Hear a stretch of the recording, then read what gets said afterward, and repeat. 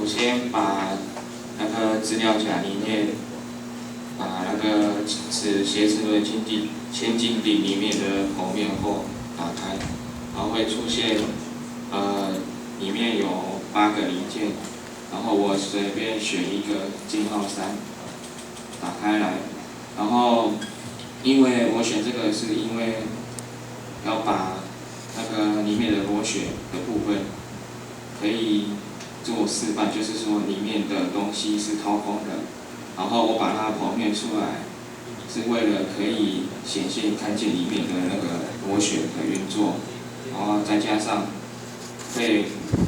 有我们3D 列印机里面会做支撑的部分，所以说剖面出来，然后让它方便清除那个支撑的部分。好，再来，我先把它转换成 STL 档，在那个 Inventor 的 PLO 上面左上角，然后在列印那边箭头显现出3D 列印服务，再来选项，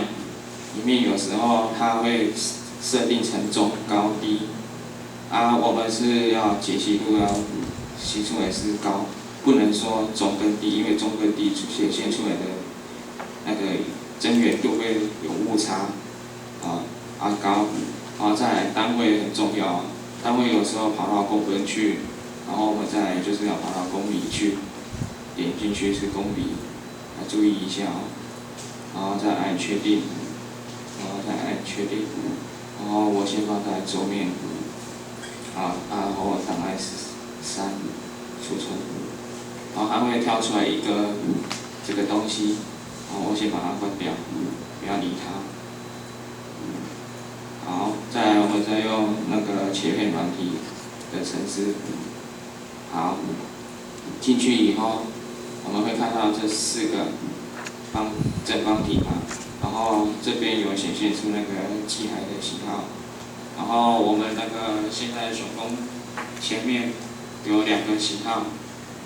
设备嘛，然后选择预设，再来我们现在要使用的是 M5 Single 加，然后因为我们现场有2个机型嘛，一个是17跟 Single，然后再来我们现在要使用的是这一台，点下去就会出现这个我要的型号，然后再来要把零件放进去嘛，然后在桌面，然后我们是3嘛，然后开启，然后变成这样嘛，然后再来我们要把它移动，然后按右键，点进去按左键，进去可以移动，然后我再按点它，然后按右键，这里要写置中，然后置于底板上，然后这样的放置是不对的，所以说我们要用旋转这边，然后按右键，然后它是 SYD 轴嘛，我们要把我现在不知道要怎么转嘛，所以说我们可以随意调这个正负90，负90这边嘛，然后如果不是的话再按这个，这样嘛，然后机轴是这样旋转的，所以我建议的话就是它在朝上嘛，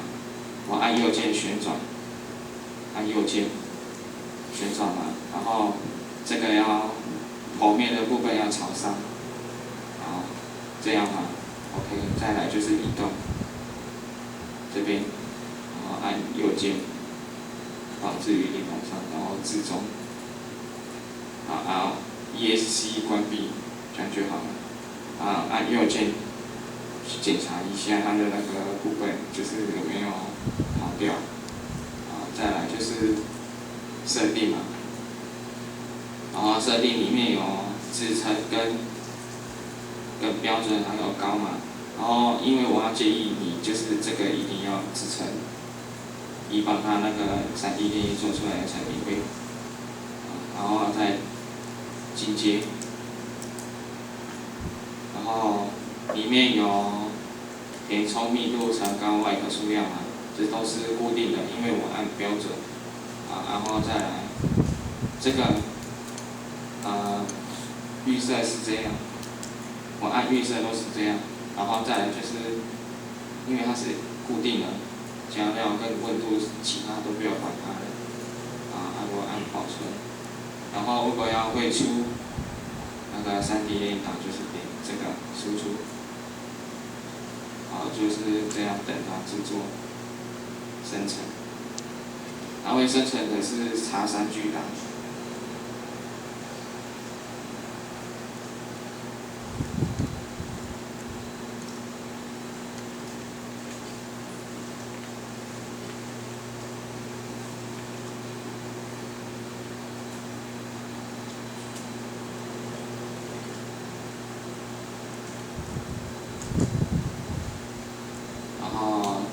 这里可以预览列印，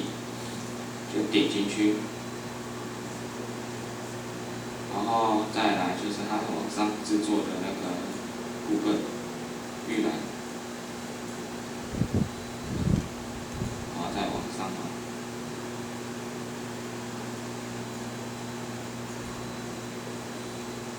然后再关闭，然后它这里有。显示列印时间是296.9分钟，所以说我在输出，差不多是3个半小时，4个小时，对不起，300分钟，563除以5个分，然后3对不对？后面可以再多打，我列印多久？就是差不多，我刚刚打的是。296.9，就输出上面旁边写至296.6，就是存档嘛。然后要等它，OK， 就是代表输出出现了，关闭。然后就是放在桌面嘛。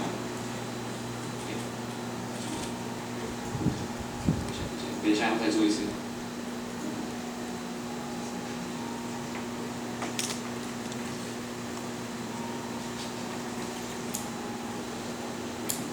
跟老师在存档的时候麻烦那个建议就是说，因为我们每个档案在列印的时候，你不知道要多少时间。那他刚刚已经有预估时间，其实那时间蛮接近的，那你就把那个时间打在档名后面。那你在机器操作的时候因为你机器要选择列印的档案，那你后面就看到时间，你大概自己心里就有个底，说我这个档案这个东西要印多久。所以我们比较建议就是说，把时间就直接加在档名的后面。那这样子你在做的时候会比较容易自己能够掌控这个产品这个零件需要印制的时间。再放在桌面嘛，然后写，因为换算出来有人帮我算数字5个小时，所以我直接打5HR就好了。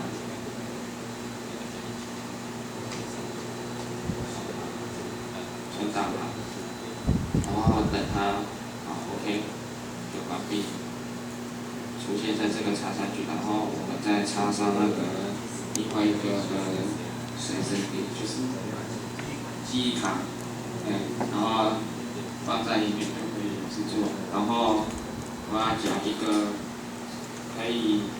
那个小镇的3D 列印，就是在档案里面，然后范例。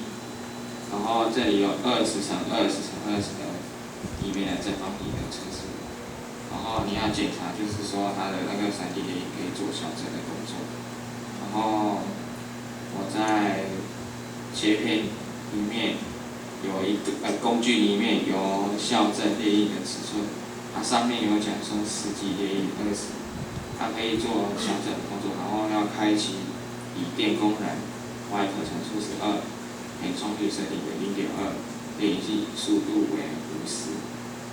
然后再来说 OK 嘛，然后再来要设定里面进阶选项，